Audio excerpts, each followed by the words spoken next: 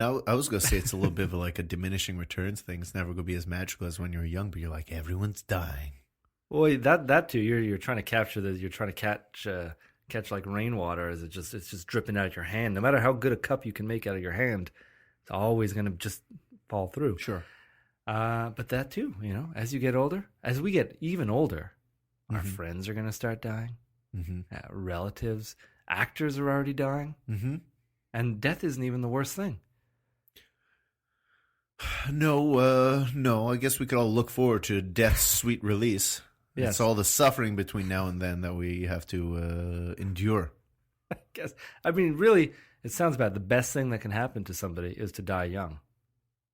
Right? Oh, gosh. Go on. I feel like you have more to this point that you're about to make. Well, no, not really. And it's not saying like I don't want to wake up tomorrow dead. Well, no, I hope not. You get to miss out on all the terrible things that are going to happen to you in life. And we were figuring, great things may happen to you in your life, but terrible things certainly will. Yeah, that's pretty true. That is pretty true. Like, I might win a lottery or like, fall in love or, get a great shoe shine, but yeah, I'm definitely going to get sick. I'm definitely going to like see people die and watch suffering and die myself. So yeah. Yeah, like things that you love will come to an end. Buy yourself a beloved family pet. That's just a ticking time bomb of sadness and depression. Yeah, that's true. That's true. But isn't the whole point to enjoy the good?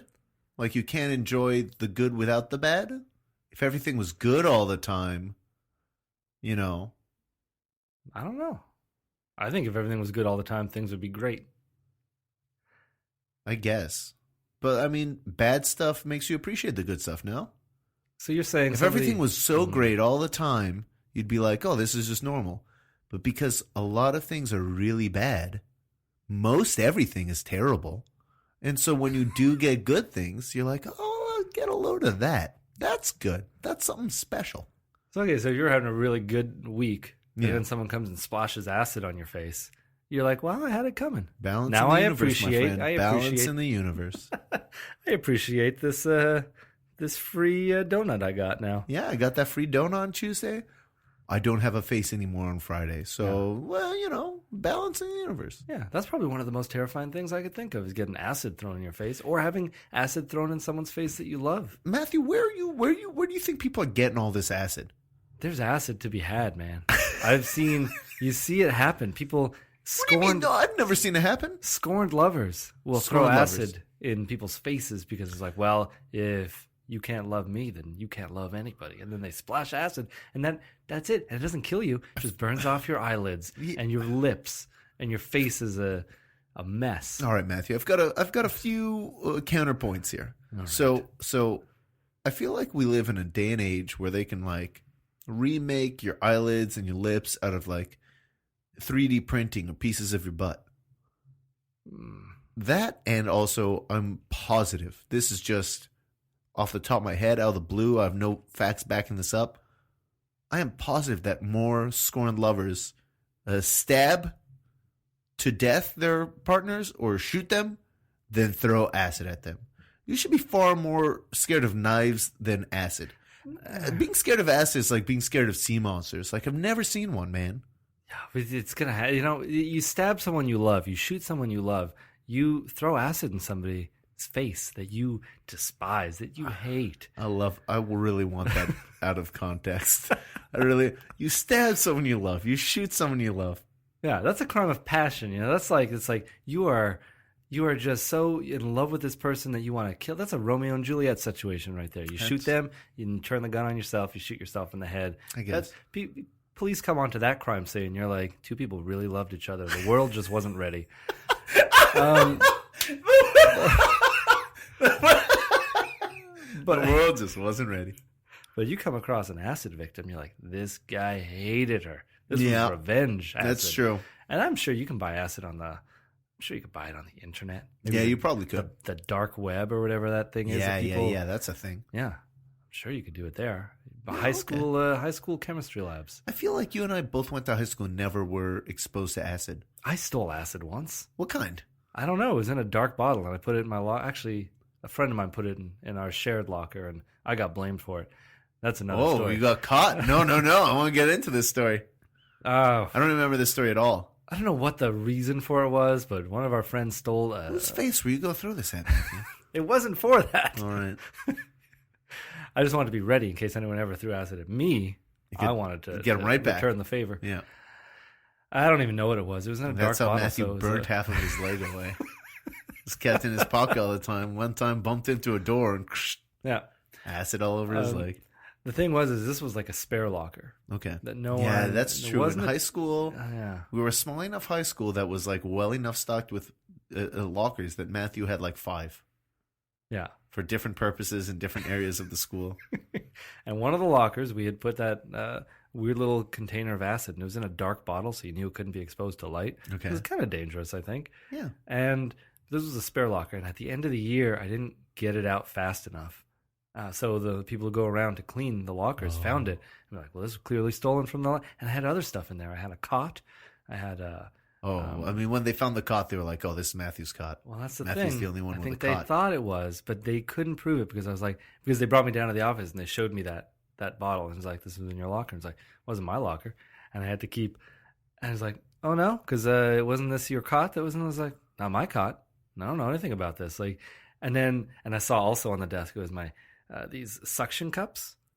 I remember those suction cups. Yeah, it was suction cups that you could hang on the ceiling with. It was like for picking up giant plates of glass. But like, where did you get those? Those were from home. Oh, okay. I wasn't sure if those were like from the janitor. No, those are mine. And I saw them there, and I was like, I really wanted those suction cups back. But saying those are my suction cups would be admitting to the acid being stolen and being mine.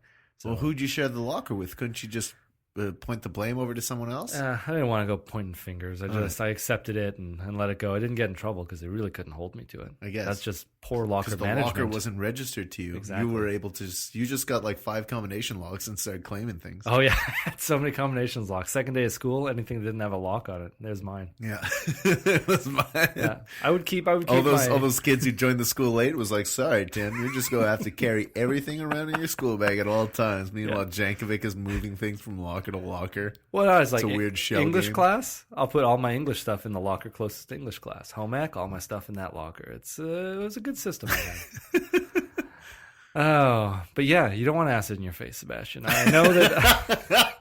Okay, yes, okay. To get back to the point, you don't want acid thrown in your face. No, and it happens. As probably unlikely not as here. it may be. Probably not here, but I used to think, because you see you'll see images of this on the internet, usually in places like Syria or some war-torn places where women don't have the same rights. Got it.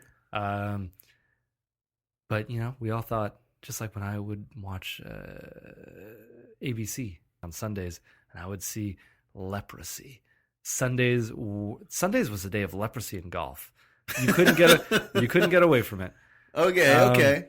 Golf on every channel. You go to ABC, is usually a friendly family channel. You get TGIF on that channel. You get not Disney on Sundays. Disney afternoon, one Saturday morning, all that stuff. It's like, I wonder what's on one Sunday morning. Yeah, and it's just people with no limbs, people with their toes rotted off, no I feel noses. Like you're not. I know what you're talking about, but you're not explaining this very well. You make it sound like it's there are 2 shows on Sunday. It's Leprosy the show and then Golf the show.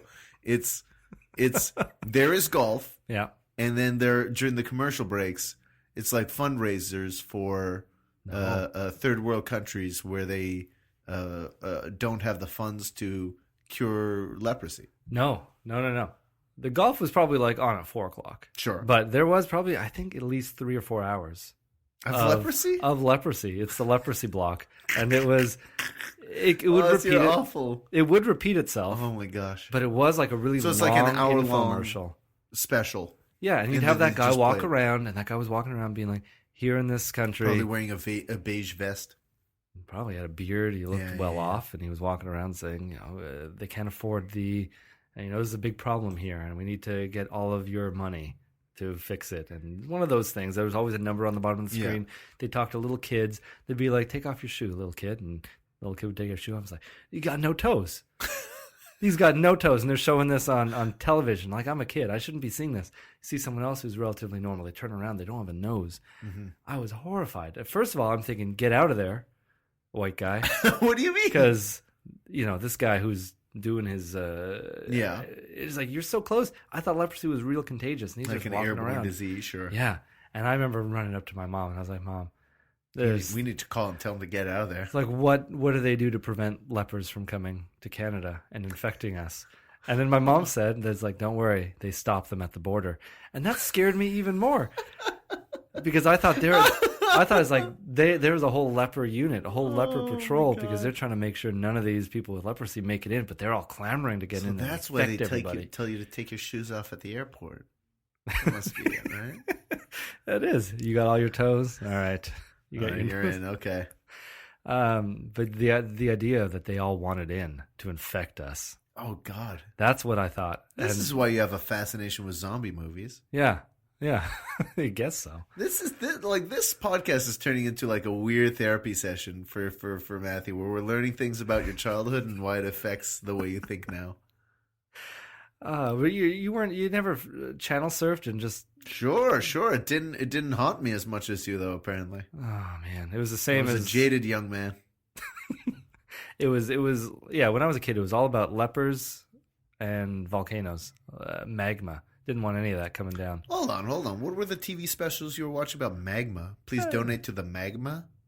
No, it was really just the movie Volcano. Okay. Fire on the Mountain. Got it. Dante's Peak.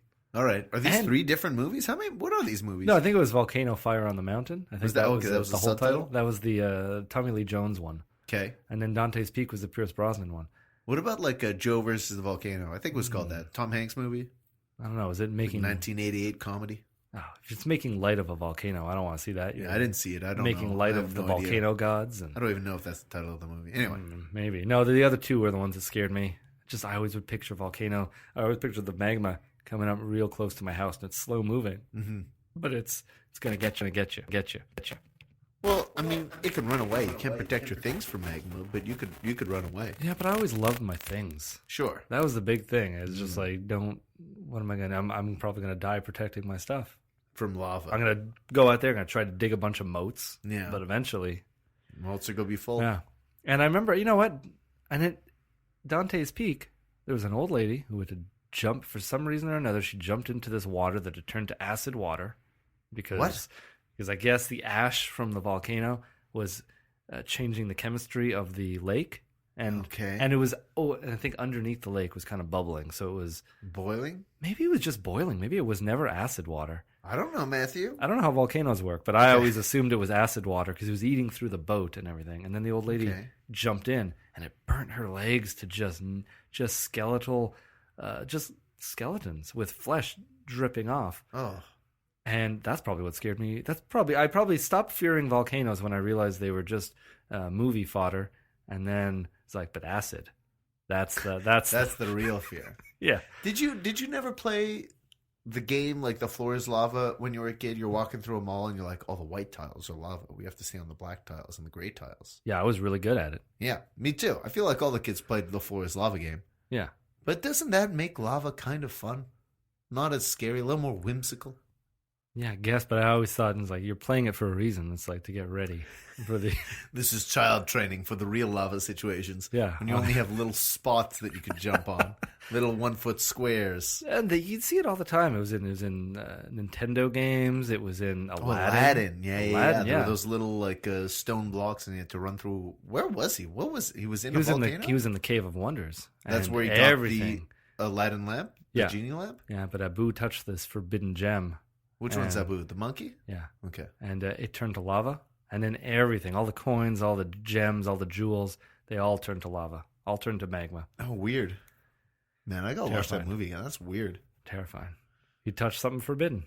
Oh, I guess that's it. Yeah. Anyway, but I feel relatively safe now, except for the haunting of people who might have acid in their possession.